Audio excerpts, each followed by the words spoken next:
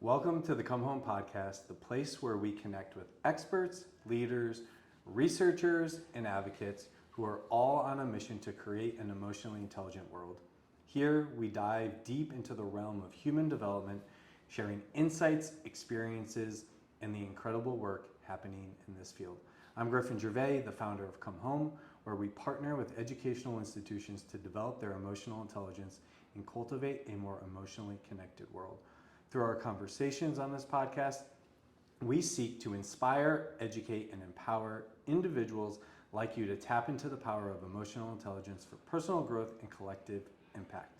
Today, I am honored to be joined by Dr. Sara Kuburic, existential psychotherapist, writer, speaker, consultant, the co-founder of Phenomenological, is that correct? That's right. Society. She's the author of It's On Me, a guide to identifying self-loss and helping individuals answer two important questions. Who am I and why am I here? Two questions that we will explore today. And she is also known across social media as the Millennial Therapist, where she has built a community of over 1.6 million people and growing. Mm-hmm. Sara, welcome to the Come Home Podcast. Thank you so much for having me. Yeah, it's been I'm really excited. Me too. I've followed along with your work and in your book, and I just am really inspired by what you put out there. And even before we started rolling today, just diving in and just starting to chat, I'm really excited to talk about things. And one of the things too that just sticks out in the work that you do to me is the idea of radical ownership and like radical responsibility of our own lives. So I'm really excited to see where that shows up in our conversation, but more importantly, just dive in with you. And the first question I always ask people when we start is, my company, the podcast is called Come Home.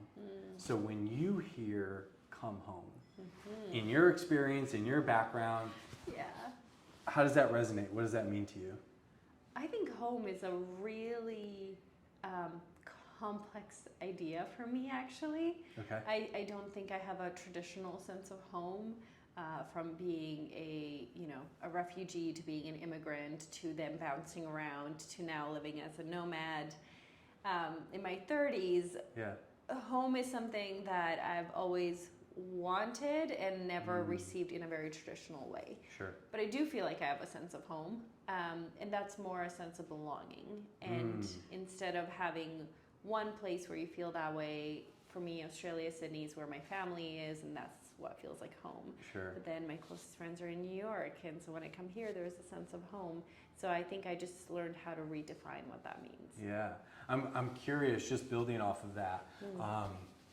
Some of the work that I'm a part of right now is how do we cultivate a sense of belongingness, right? So in your experience, you just used that word. What does that feel like? How do you know when you belong? I think it's when I can show up exactly the way I perceive myself to be, and when people reflect that back to me. Oh.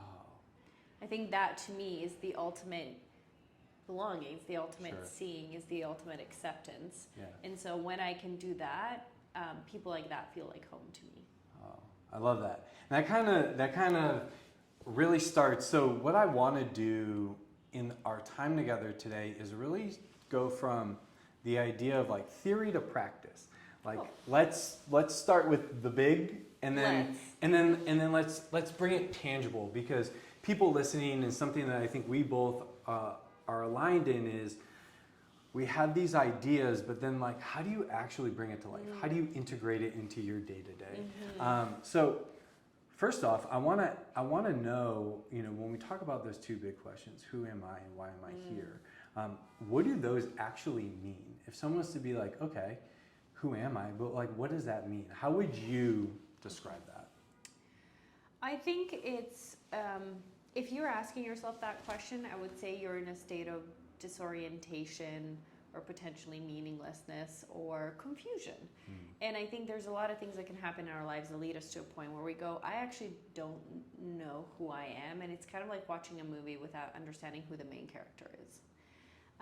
And so that's very confusing because you're like, Sure. what plot line am I following? Who am I rooting for? What is the character development? Like, I don't actually understand what the point of my life is. And I think who am I and why am I here are very connected questions. I don't think you can answer why am I here without knowing who you are. And so for me, it's when you're asking those questions, you're actually trying to engage with life. I know that existential questions seem really daunting and big and uncomfortable, and they are, but I think to me it's such a cool invitation that life is giving you. And it's asking you all these questions because he wants you to engage. He wants you to be a part of it. He wants you to feel alive. And so when you're asking these questions, instead of it being a threat, I almost see it as like a dialogue, a check-in with your own existence. Yeah. I love that. And invitation, and you said something before too. You said they're very connected. Does one have to come before the other? I think they inform each other. Okay. So I think, you kind of need to know what the tool is before you know how to use it. Sure. So you kind of need to know who you are before you know what your meaning is. Yeah. But I think that your meaning also informs and shapes who you become. And I don't think the sense of self is static. So I do not think it's like you figure out who you are and now you're that person until you die. I think that that's quite a unhelpful conceptualization of the self. I actually think the self is fluid, which means that Heidegger talks about this a lot of like, this very conversation is going to change who I am. Sure. Every single decision you make, water or coffee, going to bed or scrolling, changes who you are. Yeah. And so it's fluid, it's always evolving, which means that your meaning will also be fluid and evolving, and that the things you find meaningful will impact you, and who you are will impact what you find meaningful. Yeah. Yeah, your experiences through life will shape how you perceive self, right? Absolutely. As well as how you perceive the world around you and others perceive you. And do you have those tools with you to know how to engage? Do I personally? No, just Yes. in general, right? Yeah, absolutely. And I think that I know you have the tools. I mean, I try. No. I think one of the beliefs I had to let go of or kind of deconstruct before my life changed was that there was one right way to be and there was one right way to live. Because that felt like a cage, and something that was right for you in your 20s will not be right for you in your 30s. And I always say, I really hope anyone I meet is wildly different in the decade. Yeah. Because that's the entire point. Sure. But I think we over-identify with certain roles, over-identify with certain tasks, certain relationships, and then we stop growing and evolving into who we can become, and we stay within the comforts of who we are in that moment. Yeah, it's like the world around us shapes who we are at certain ages, and then we hold on to it for like dear life. Dear life. It's like, this is who I am. This is who I am. This is who I need to be. And it's almost like people can look down at like, oh, well, you've changed. Like, right, that simple statement of Not you've a compliment. changed. It's not a compliment. No one's, right? Very often do you hear the you changed from like a, wow, congratulations, you're growing, right? The idea of change is so horrifying. Yeah, but I think it's horrifying because that means the contract of your relationship with them now is changed, and they have to pivot, and they have to treat you maybe differently. Maybe you're implementing new boundaries, maybe your interests are evolving, and so to stay connected to you, they also have to shift, and people don't want to do that. The second thing is, I think as someone who's working towards authenticity, you'll realize that your authenticity triggers other people's inauthenticity. And if someone sees you growing and changing, and they are very aware that they need to do this growth and change, they're going to resist yours as a way to kind of escape their own calling. And so I find that very interesting that the more authentic you become, the more you'll attract authentic individuals, and then inauthentic individuals will have a really, really hard time with it. Yeah. There's the layers. There's the answering these questions for self, right? To get very clear, maybe to build confidence, to just really feel like you're grounded in who you are. But then the other layer of that is like, well, you have to show up in the world. You have to go to work. You have to, right? You have to interact with people. And then there's the layer of, well, what happens when this version goes out there? So I guess like that idea, I'm curious. I think a lot of people put a lot of weight on those questions, right? Like, and you've referenced it before, like this daunting thing. Yeah. How do you make these questions less daunting? So I feel like we put a lot of weight on it in terms of we're scared of it, but I don't think we do it enough. I don't think people actually engage with these questions unless they're hitting like a rock bottom. And that was for myself. Sure. Like I didn't start asking these questions until life is like, yeah, you didn't just wake up one Saturday and you're like, you know what, who am I? Yeah, why am I here? Let me like be really thoughtful and philosophical about this. No, like life forced me into it. And so I think if we actually made this more routine, it wouldn't be so scary. The unfamiliar to your brain is scary. Sure. It's flagged as a threat. So if these questions are not something you're asking yourself all the time, they're going to be more threatening. Yeah. And I forgot your question because I got really excited about that. What was your actual question? How do we make it less daunting? Right? Like, in a lot of the work too that I find myself in is asking questions similar to these so we can understand our values, belief, how they drive our emotions, all these things. And a lot of times it's this dance between the importance and impact of these questions, but then the lightness to carry it with you. Absolutely. So how, in your experience, how can we do something like that? I think, I like to say I want to play with my life. Okay. I want to wear it out like a comfortable pair of shoes. Sure. And I think if you have if you conceptualize this as there is one right answer to who I am and how I should live my life, this is going to be an incredibly scary question. Yeah. If you go, I get to experiment. I get to do trial and error. I don't think you can actually answer these questions philosophically. I don't think you can sit in a cave and go, who am I? And then you emerge a month later. Yeah. That's not how it works because there is no self without the other. Yeah. There is no self without the world. Sure. You're being in the world design, I'm butchering that, like the German self, the word for self from Heidegger literally means being in the world. So it cannot happen in isolation. It is the participation with your own existence. And you have this internal view of who you think you are, and then the world will reflect back to you how you show up. And sometimes those things do not align, and that's where we experience a lot of tension. Sure. But I think to your question of like, how do we make it more enjoyable, less scary, it's not looking at it as a pass-fail. Not looking at it, there's one answer. It's literally, you get to be whoever you want to be. That's truly the answer. And you get to create your own meaning in life. Wow. And that's the way I look at it. That's the way that I, communicate this journey with my clients and the people I work with. Sure. And yes, that's scary because it's a lot of responsibility. But it also just means that you get to do what you want. And if you look at yourself in a mirror today and you go, I don't like this person, awesome. Be someone else tomorrow. And the way you do that is through actions, through choices, through being deliberate. Like it's a very serious process, but it's a really cool one. It's so unique to humanity. Like who else gets to change who they are if they don't like who they've been? And so that helps me. I like to put a bit of excitement, a bit of messiness, a bit of playfulness in the experience. Because it's also like, why do we take it so seriously? Absolutely. Like, enjoy it. Yeah, I love that, and that's something like when I talk about what I do in just life for myself as well. I look at everything as a playground, right? Oh, I love that. Same. Right, like can I go and play and jump around and have fun and experiment? And I'm still I would never say that I've mastered being able to do that, right? It's just a lens that I try to wake up and bring every day.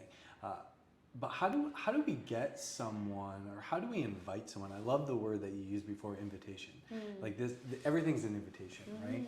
How can we invite someone to actually see their lives through that lens. Because I think a lot, and the reason why I'm asking you that is because I think when it comes to this work that we do on ourselves, a lot of people do believe it's the isolation piece. It's like, I have to go sit, I have to go figure it out, I have to put my head down, I got to journal about it, I got to do all this stuff, and we kind of just spiral into like this world where it's like, yeah, but that's happening, right? Yeah. Like outside is happening, and so how do I go there? So how can we invite people to look through that playground lens? I think what's helpful is to try to remember something you were super stressed about like 10 years ago. Okay. Like I do this, like I'm an academic. Oh my God, the amount of stress in undergrad and my master's and then doctorate, I think I learned my lesson.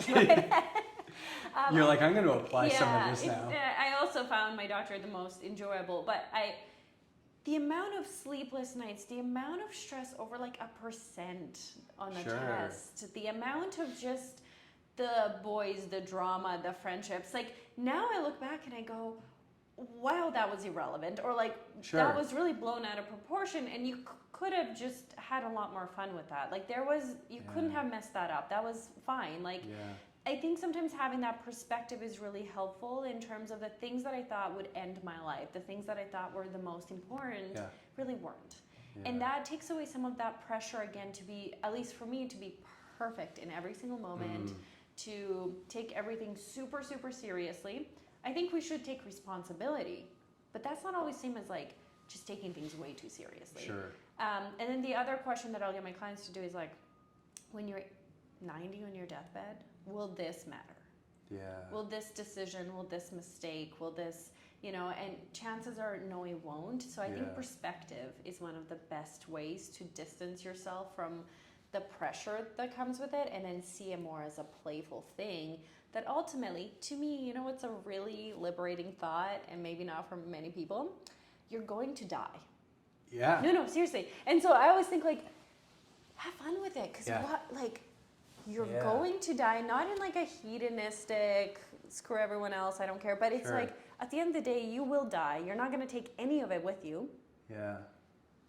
So why not enjoy it? Yeah. And so whatever works for the person, but I'll try several different angles to be like, okay, let's gain some perspective on it and see life as a little absurd, a little chaotic, and try to match its energy. Yeah. I love that. There is a, and I'm only talking from my personal experience as well. There is a lightness to knowing that like I'm not going to be here forever. Totally. Even if you believe in heaven, like let's say you believe in an afterlife or whatever, you're still not going to be here forever. It's still not going to be the same, like, did I buy this? Did I, this person and that relationship? Like, I think there's something nice about the fact this is very temporary. Yeah. Yeah. When it comes to that question of like, who am I? You said something before, you were like, great. Right? Like when you're asking yourself that question, great, because you can be someone else tomorrow.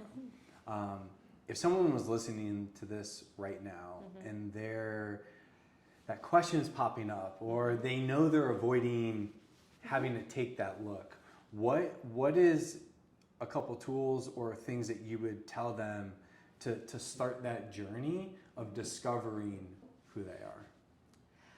Whew. It's a long journey, I'm not gonna lie. Sure. And it's an ongoing journey. As I said, I think it's actually a permanent journey of asking yourself that every single day. I think I say there's 3 components to the self. Responsibility, choice, and freedom. Okay. And it's how you use and mix these ingredients is how you create yourself. Yeah.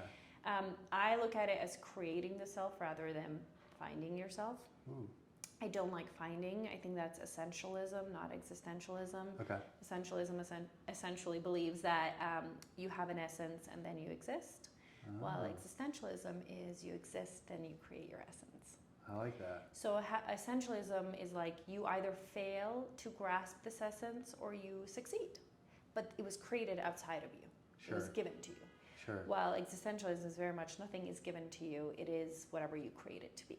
Ooh. And so I think there's so much empowerment in that. So much empowerment in that, but I think so many people they're essentialists without understanding, or a lot of content they follow comes from this like framework or philosophy that people are not even aware of. Sure. But I think it's a very disempowered position. Sure. And so I really like that existentialists are saying, nah, you get to create your essence. And I think that's empowering. So let's say that you perceive yourself as a really patient individual. Like, I'm so kind, I'm so patient. Awesome. So when you're in your cave, you're like, journaling, gratitude, you're grateful, you're patient, you're whatever. Sure. Then I see you driving and you're not patient and you're not kind and you're not zen at all, right? Silly example, but what happens then is you go, okay, well, who am I? So your actions, the way you perceive yourself and the way you exist in the world do not align. Yeah. This is a big issue, and this is how we actually lose ourselves. And so then you have two options. You can either change your perception and go, actually, no, I'm kind of whatever. I'm not a patient. I'm not a kind. I'm erratic. Yeah. I am not these things. And now, fine, your beliefs and your actions align once again. Or you can go, next time I drive, I'm going to take responsibility and take my reactions very seriously, because there is a big consequence to how I react to my road rage, and that's confusion of myself. And then you pivot and you change your behavior to align with how you perceive yourself. Yeah. And so a lot of it is the adjustment. But another thing I talk about a lot in my book is, the self it's your mind, it's your emotions, and it's your body. Mm-hmm. Write those 3 words out on a piece of paper and then rank them. Which one of those parts of yourself are you most disconnected with and most connected to? And then obviously, I go into excruciating detail of how to connect to that part of you, but we all have aspects of ourselves that we deem irrelevant or we suppress. And so it's really just, it's like dating yourself, getting to know yourself, observing. Yeah, there's every time I'm in conversations talking to people like yourself, or just continuing to deepen my work in the space as well, is I constantly come back to like, how well can you master space? Because even in your example, I was just thinking about like the example of driving. It's like, I perceive myself one way, but then I had an action that was completely different. Well, there's space there, right?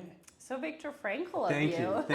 I wasn't going to say I was like, I see what you're doing here. Yes, correct. So how well... To your example of the responsibility and the control choice, responsibility, freedom. How well can I access those things in that gap? Yeah. I think we have the freedom to absolutely do that. Now, will we choose to do that? That's different. You can practice and you can say, before I react, which is different than responding, before I react, I'm going to take 5 seconds. Yeah. If I'm talking to someone and I'm feeling super angry, I'm going to take 3 deep breaths. Sometimes it's about preparation, but I think we can all take the space. We just don't. And I think decluttering, which is something I talk about a lot, is so important. Otherwise, it's like cooking in a kitchen where every counter is filled with shit on it. Sorry, I don't know. With stuff on it. You can say what you want. No, with stuff on it. Every pot is dirty. Every plate is dirty, and they're like, go make a meal. Your job is a lot harder and almost impossible. And so that's what I think we need to do, is like declutter habits, beliefs, reactions, relationships. To actually, space is so key. I love that you said that. No one picks up on that. It's like space is where you create yourself. Yeah. Is there... Oh my gosh, I have so many thoughts on that. I love it because, and I'm such a visual, like I keep enjoying the fact that you're creating these examples for people listening and even for us in this conversation, because I'm thinking about that kitchen, and I'm thinking about our lives, right? Yeah. And how can we foundationally understand ourselves, or at least know the pillars in the moment that we stand on? Because those can drive behavior, right? Absolutely. And those can drive action. So if you were, and I know you mentioned it, habits, beliefs. Yeah. If you were to tell someone declutter right now, what are the specific areas you would tell them hey, you need to take inventory on these areas. Yeah. So, interesting. I have so many thoughts. So, decluttering, I would say relationships, habits would be some of the biggest ones that people get lost in. I mean, I talk about a lot, but if you were like, let's start slow and let's talk about what probably takes up the most space for you, it would be those two. Also, the way people over-identify with their mistakes and wounds. You know, you got divorced, you're a divorcee. You dropped out of college, you're a dropout. You cheated, you're a cheater. Yeah. How absurd. It's like, no, you're someone who got divorced. No, you're someone who dropped out. No, you're someone who cheated. Yeah. Or like, again, how crazy. It's like it's like the you are comments. To me, it's like, you cheated. Yeah. You dropped out. But it doesn't, that's an action that you did. It does not have to define you. And so people tend to over-identify with their mistakes or their wounds. Or they were a victim in a particular situation and now they're a victim to life. Yeah. This is, I tiptoe very carefully here. So we need to be really careful with what labels we take on and decluttering those labels. That's really, really important. And what helps you do that sometimes is to go, your morals and your values, I would say, are kind of the foundations that will hopefully direct your actions. Sure. But if you're still feeling really vague about what your values or your morals are, sometimes what's helpful is to go, okay, in a year, who do you want to be? Sure. And then every single action, every single relationship, every single habit, every single label, you go, is this conducive to being that? And that's an easy way to know what you need to cut sometimes. And if you're like, I want to have this kind of relationship, and you're in a completely different kind of relationship. Feedback, immediate feedback. Yeah. Yeah, it's the foundational pieces, like when I hear you say that, it's the foundational pieces to sit with self, but I think the biggest piece and something that I'm resonating with when we're talking right now is it's about the out there, right? Yeah. So everything that you've been mentioning is going self to action, self to action, self to action, because all of that space is going to be where the feedback and opportunity and growth and perspective lies. Yeah. I actually, and this is, you know, when you ask the question, who am I? It's a theoretical question. Sure. But I don't think it can be cognitively or verbally answered. Because when you start to answer that question, you're giving me roles, you're giving me preferences, you're giving me, I don't know, habits, updates in your relationships. I actually think that the question, who am I, can only be answered by the way you live your life. There is no other answer to that question. Yeah. So if you're sitting there being like, I don't know how to answer that question, look at your life. That is your answer, and that's how you're going to keep answering it. Wow. There's absolutely nothing cognitive about that. Yeah. I mean, in terms of the answer. Sure. Yeah. And I don't know if it's going to fall in one of those three categories that you mentioned of the choice, freedom, and responsibility, or it's outside. But when people are inviting themselves into these questions or opening themselves up to this journey, where do they run into the most blocks? Like, where do they struggle to potentially see that there's more than one way of answering it, or even here's this hurdle, I don't know how I jump it? I honestly think the biggest hurdle is responsibility. Yeah. It's like I was gonna. Yeah. I know you didn't want to impose that answer on me, but that is 100% what the answer is. It's lack of responsibility of our lives. And I think we're so scared of responsibility. And I think that's because as a society, we have confused it with blame. And that's an issue. And sometimes when we've taken responsibility in the past, people blamed us, or they shamed us, or they, whatever, or we've never seen someone take responsibility, and so now we don't either. Or taking responsibility all of a sudden means taking responsibility for everyone else. Or you want to take responsibility for 50% of the argument you just had, yet when you do that, the other person assumes it's 100. Like, it's really difficult in this world to take responsibility, and that part of it is how people respond to it. Sure. And so we need to keep that in mind when someone else takes responsibility. Are we going to respond in a way that really honors that and promotes them to do it again? Yeah. But we just don't take ownership of our lives. We, I've had so much of my work is people going, if I'm unhappy and I didn't really participate in my unhappiness, then life made me unhappy. But Sarah, if I take responsibility for my choices and I'm unhappy, that means it's my fault. And so they're so scared to be the cause of their own unhappiness, so they will avoid decisions. They will, and then I have to be like, well, no decisions also. The truth is you can't avoid it. Again, look at life. Look at life.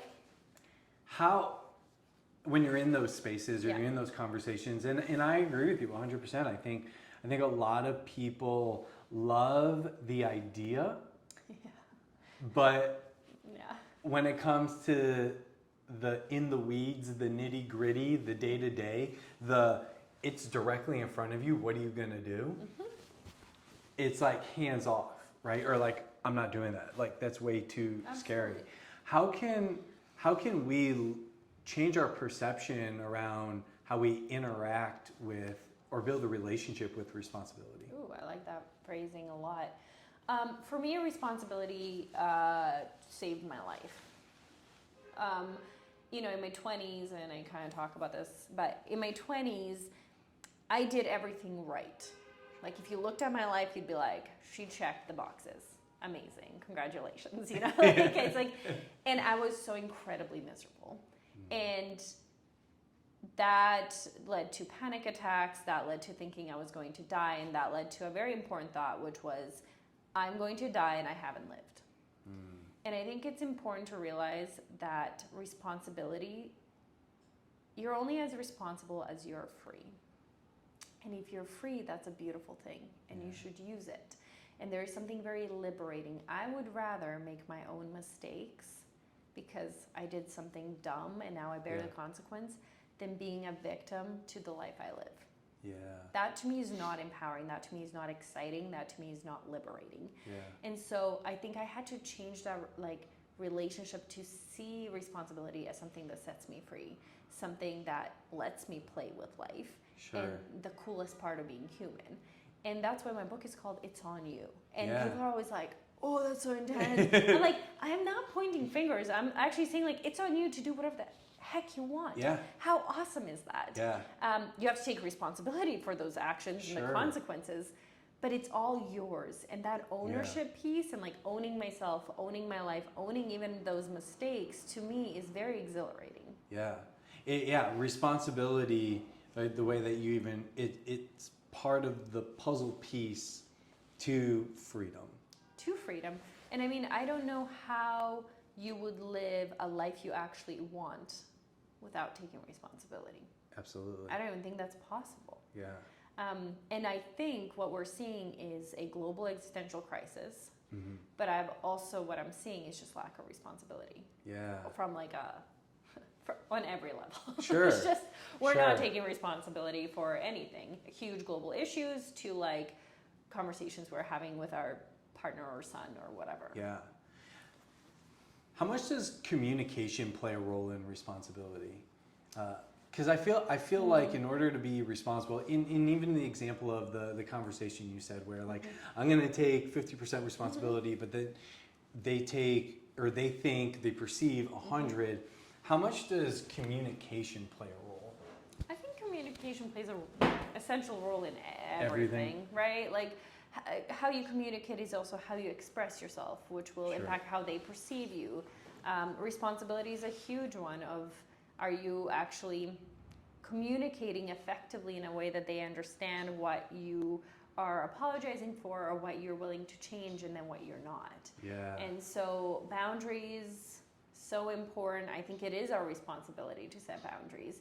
And boundaries are all about communication. Sure. And so I think, unfortunately for us, we weren't taught some really basic things in primary school, in elementary school, in high school. Why haven't we learned about, I don't know, boundaries or conflict resolution or emotional intelligence or any of that stuff? And so I think people are learning the hard way in like their mid-20s and up. Yeah.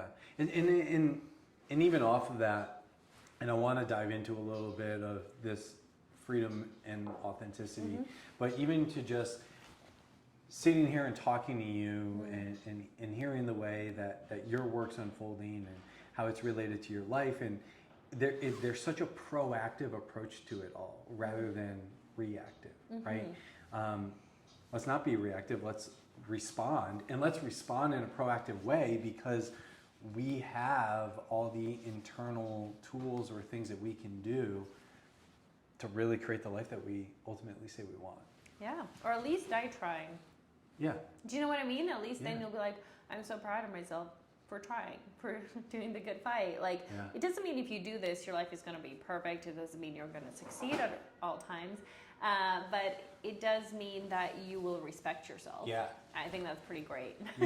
It's like when, especially in the work that I do, it's a lot of times the first perception is, well, I can't feel that emotion, but I have to only feel this. And we have to very clearly be like, okay, you're going to experience every emotion. Like, just because you have these skills and tools does not mean they just disappear or you know what to do to just stay here. You're going to experience it. But how do you interact with it? What's your relationship with all of it? To the emotions, to... Yeah, no, again, that was just that. more of a broad... I mean... Again, I think all of it is information. That's how I see it. Like, your resistance to taking that responsibility, your feeling that you think you shouldn't be experiencing, the persistent thought of unhappiness or whatever it is. I mean, whatever you're encountering in life is just pure information. Like, I talk about phenomenology a little bit at the end of the book. And it's like, you can learn so much about yourself just by observing how you engage with literally everything. And I did this activity when I was doing EA training, and it was like, we had to communicate essentially with a chair. You got to sit on a chair, feel like, is it holding you? Is it not? What would the chair say to you? What would you say to the chair? And it gets really emotional, and people start crying. And it's like, a chair can tell you so much about your own existence. So how much more can another human being, or you just have so much information. And to me, I always see it as like, this is all meaningful. This is all relevant. Let me observe it, not get attached to it, not become, obsessed with it, but just learn from it and see what I want to take responsibility, what I want to allow to impact my life by further being exposed to it. So everything in your life will impact you, but I think we have that cool responsibility and choice of like, who do we surround ourselves with? What kind of TV do we watch? That kind of stuff. I like that. You said something really important, and it was just like the attachment. Yes. We have these tools. We start to answer these questions. Then we go, oh, wow, this feels really good. And like all this stuff. And I'm also coming from the understanding personally, but also what you were saying about how there's fluidity in all of this. This is ever evolving. And so do you notice or have seen people then get kind of stuck because they've attached to something that feels good or something that maybe complements something else, and they're like, ooh, that has to stay, and they don't know how to look at things as just feedback and information to let it continue passing. Oh, absolutely. And that's the overcommitting to a narrative or over attaching to a role. This happens all the time. Okay. I think it's one of the biggest obstacles of allowing yourself to evolve and grow. And of course, some things are really going to resonate and you're going to be protective of them. And if they continue to align, amazing. But if they align with like this perception of who you should be or who others tell you to be, that's when it's not helpful. I think it's always dangerous to attach to things if you're not willing to let them go. And so I think we can have a temporary intense attachment, but be willing for it to be reevaluated. Yeah. How does someone know it's time to let something go? I think the way it impacts you and your relationship perception of self is really important. But I also think, this is so hard. How do you know? I mean, how it impacts you is a huge one. And then also, is it where you want to be? Is that the ceiling? Are you okay with that being your ceiling? If that was it, If that are you stayed, cool going to bed at night being like this version and this version only and this version forever? You can make that choice, absolutely. I like that. But because I think that's what I think people can embrace change or open themselves up to change, but then they hit that next journey, that next path, that next level, layer, whatever it is, and then it's just that attachment again, right to that same thing, and then ceiling hits again, right? And so I feel like too, a lot of times people struggle with allowing those things to pass. There's so much grieving. Like, we talk about authenticity as a super positive thing, and it is. Authenticity is incredibly difficult, and it's taxing. There's a ton of grieving, a ton of isolation, and a ton of pushback. These three things is something I warn my clients about, because I'm not going to sit there and be like, yes, have an authentic life, and we can even talk about what having an authentic life means, and just be like, it's going to be so awesome, and like healing is awesome. Like, it's not. Usually when I have a client come in, I'll say, you will probably feel worse before you feel better. Because we're going to deconstruct before we reconstruct. We're going to create that space before we can actually create something you're proud of and something you want. And so, I think we need to understand the loss that happens when we push that ceiling, when we make that pivot, when we make that change, when we detach. It is so much grieving. I think it's worth it, because you're creating something that resonates, that makes you feel alive, that makes you feel like you want to be here, and I don't think anything can compare to that. But it's incredibly sad. You're saying goodbye to praised versions of you, to people and things that no longer fit to who you want to be. As much as, you know, the self is fluid, so is the loss, kind of. It's a silent stream. I don't know if you're going to be able to concisely answer this, but do you feel? Right. Let's go here for a second. Do you feel like one comes easier than the other? Is it easier to get into the fluidity of life, or is it easier to have the capacity and the muscle to being lost through life? I don't think it's possible to detach them. Like, if you're fluid through life, that means you have accepted change. With every change, there's loss. It's just a piece of the it's equation. Like loss of the opportunities you didn't take, or loss of what you're letting go, and not all of it is like you need a ton of grieving, but a lot of it gives you discomfort, and some of it requires grieving. And so I don't even think that it's even possible to disconnect them. And I think it's why people don't go on this journey, a fluid journey. It's we get stuck and attached to this static version. And that makes us feel incredibly safe. And for a while, it'll make you really happy until it doesn't. Until it's no longer actually aligns or authentic. And then you have people, you know, we used to be like, oh, the midlife crisis. And now I have so much compassion, first of all, getting closer to that age, but also just being like, oh, this is what happened. They build a perfectly nice life that they liked, and it's not like they just snapped, they just outgrew it. And they didn't allow it to shift and adjust and edit to keep aligning with them. They kept it the same, and now they're driving a Ferrari and like ruining their marriage and whatever the stereotypes are. And I get it, because in those moments, and I study infidelity a lot, but in those moments, often what happens is that they have a choice. Stay in this lifeless life that makes them feel like they're dying and drowning, or destroy it in a way to save themselves. And what people don't understand is, like, it's not recklessness for the sake of recklessness. It's actually them trying to vitalize, to feel alive, and to preserve their existence. It's a really serious thing that happens for a lot of people. It's like, I want to feel alive. I want to feel like myself. And if I stay in this situation, I cannot. And that's because we didn't teach them how to make that a fluid situation. And so they feel like it has to be one or the other. Because at some point, That was a tangent. But no, I loved it. I loved Yeah. it. I loved it because at some point, whether it was their body, their emotions, their mind, they were getting some information and feedback that like, there's change happening, and that's when they kind of go against themselves. Yeah, right? work against yourself. They work against them. They push it away. Nope. But then they get to these kind of larger, more impactful behaviors, actions.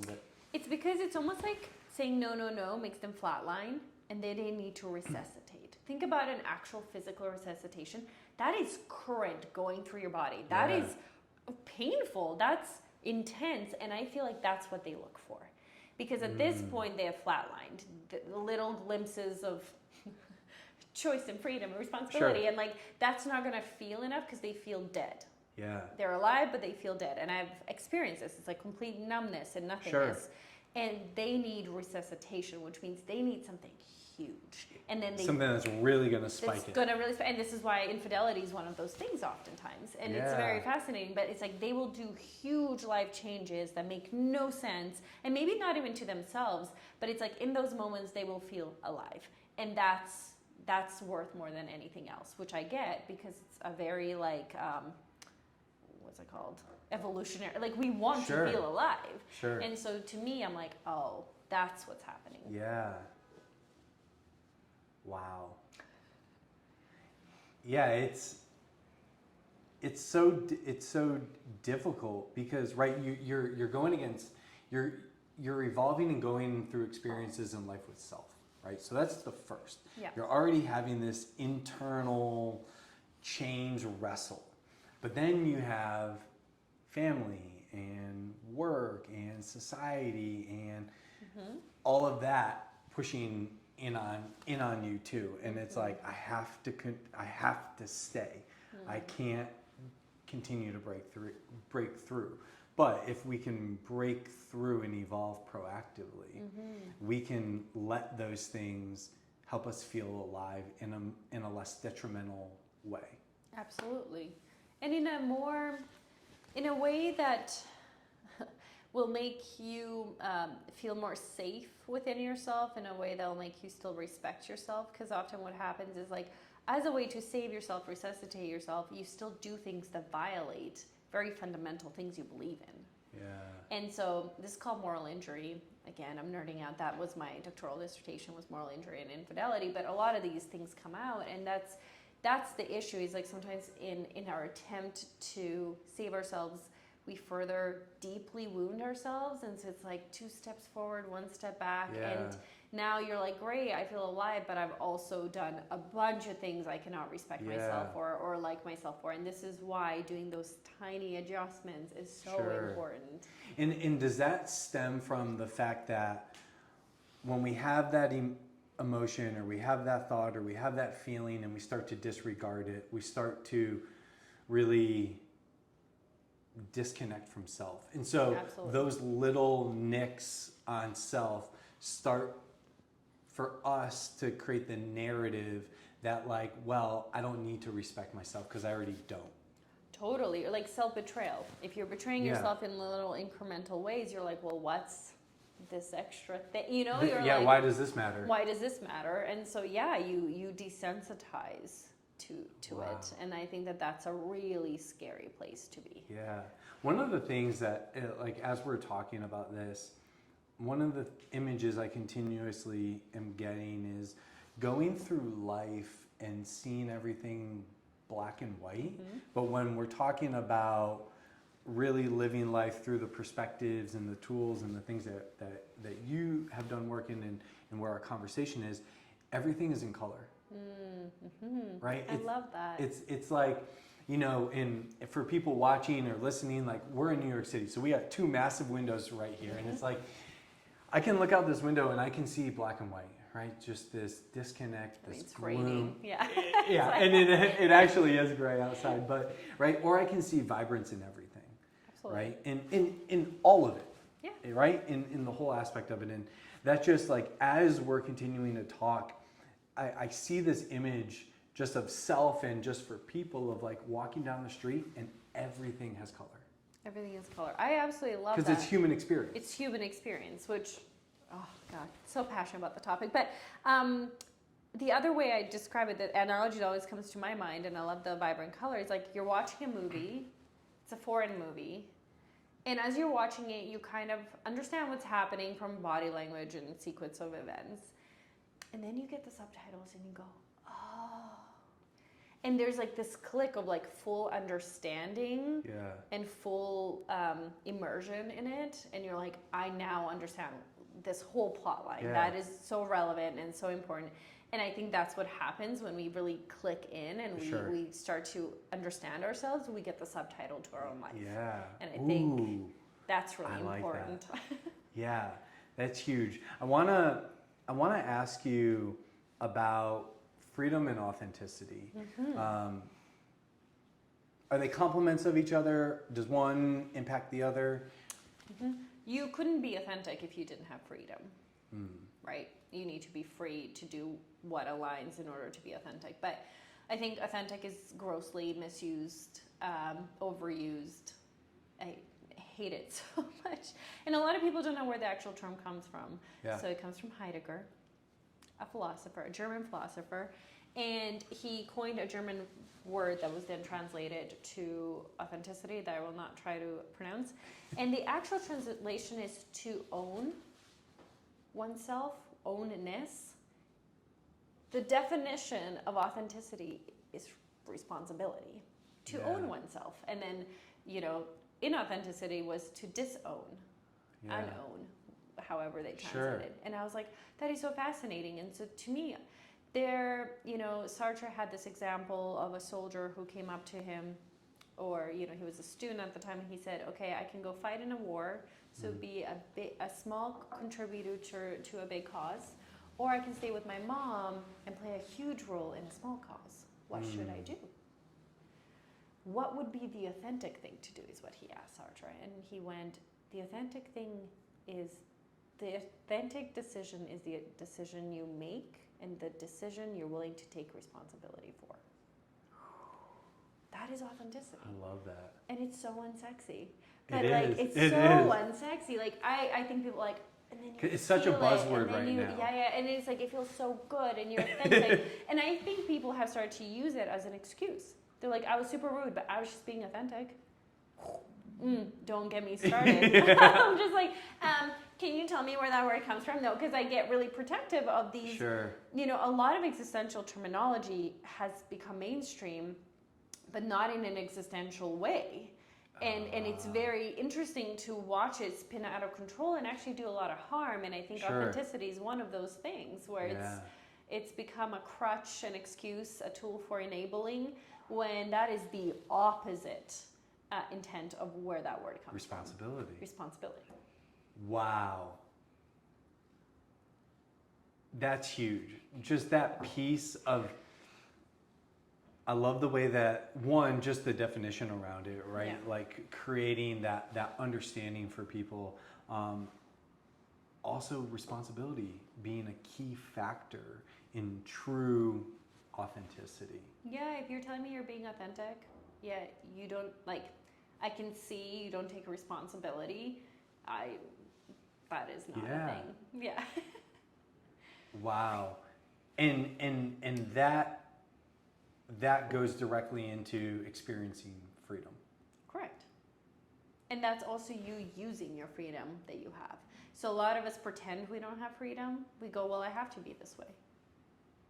I love that. I'm like, tell me more. Why do you have to? Yeah. It's like the person who talked about freedom, actually the person said we are always free, was Viktor Frankl. He, by every standard, was not free. Sure. Absolutely not. The fact that he wrote that makes me so happy, because it's like, otherwise you come off as inappropriate or insensitive, and he's saying, no. The last of human freedoms is your attitude, but you still have freedom. And so I think when I'm working with clients, I'm often like, where's your freedom? Yeah. Let's find it. What is preventing what is limiting your freedom? What's not? What's your perception of how free you are in this context? Yeah. So I think we're a lot freer than we think, and we don't want to do it or acknowledge that. Or people are like, well, I can't possibly do this. I can't possibly change my career at 40. And I go, you possibly could. You don't want to, and that's okay, but I need you to understand you're actually free to do that. Yeah. No one is like locking you up in a cage. Sure. Yes, you'll be financially a burden. Yes, your partner might not get it. Yes, you might lose your apartment. Yeah, whatever it is, you're still free to do it. Yeah. And responsibility. And you're still right? You're still responsible for it. What happens? for the consequence of doing it and the consequence of not doing it. Yeah. Yeah. It's a lot. Which I think, in my experience, when you're in these conversations or you're in these questions or you're in these perspectives or these little nuggets of information to just carry through life, it can start to lessen this burden of it's got to change now, because we realize it is a lot. It's life. It's life. It's complex. It is right? complex. And can I just bring it with me? Oh, I love that. Yes. Bring it with you all the time. That's it. Just be friends with it. Yeah. I think if you can't and you go in and out of it, it's going to be really jarring, maybe even a little traumatic. Like it's a lot. So I think as long as you can go, hey, this is my companion, and it's honestly there, I think, to help you to make sure that you enjoy the 80 years you get on this planet. And I think that's something, to me, this worldview or this framework is so empowering. And obviously, if you come from a different framework, none of this will be relevant to you. But I think a lot of people don't understand existentialism is a worldview in my perspective. So you can have a worldview from religion, from education, from whatever, and I just find this a really interesting worldview. Yeah, it all resonates with me. It's very much aligned with my perspective and how I also interact with things. And one of the things I want to ask you about, just from my world of being within education, a lot of what I do and what I'm advocating for is bringing what you're talking about, a lot of these skills, into the foundation of how public education and education evolves. Yay. And so I want to ask you, in that perfect world, right, where if what you and I were just talking about today was able to exist from a foundational level where teachers were trained on it, students didn't really know anything different because they were just getting it, what would our world look like? Oh man, it would be, imagine a world full of people taking responsibility and making deliberate choices. I mean, like, it would be the opposite of what we have today. So I'm not really sure how to answer that. Besides, it would be the opposite of today. Yeah. I think we'd have healthier relationships with ourselves, with others. I think we'd take care of this world a little better. I think there'd be less conflict. I don't know if people believe in climate change or not. I don't think that would be existing. So it's like, I think so much would change. It would be completely the opposite. Yeah. Responsibility. So I solved it. I think I solved our world problems. Yeah. We're good. Great, I mean, you gotta run for office, and you gotta do all those things. Of course, as a non-American, I should definitely do that. Well, okay. First step is citizenship. Yeah. Great. Okay. Yep. So we'll get you there, and you'll be like, everyone, don't worry about it. I got it. Figured it out. Honestly. Responsibility is a big thing I'm taking away from our conversation today. I think it's so important. It's one of those terrifying yet freeing aspects, is looking at who we are, looking at how we want to show up in the world, and then looking at the space of our actions and behaviors, and just thinking about how responsibility plays a role there. Because responsibility is so empowering, but we look at it in such a disempowering, negative way. So I appreciate that. That was just one of my initial takeaways. But as we wrap up, I do ask people one final question across the board. If you could be known for one word, what would it be? Probably responsibility. I mean, you set me up so well. It would have been a toss-up between existentialism and responsibility, but truly in a more tangible way and the way that I hope to impact the world, it would be a responsibility. Yeah, and I feel I like that, very very fitting.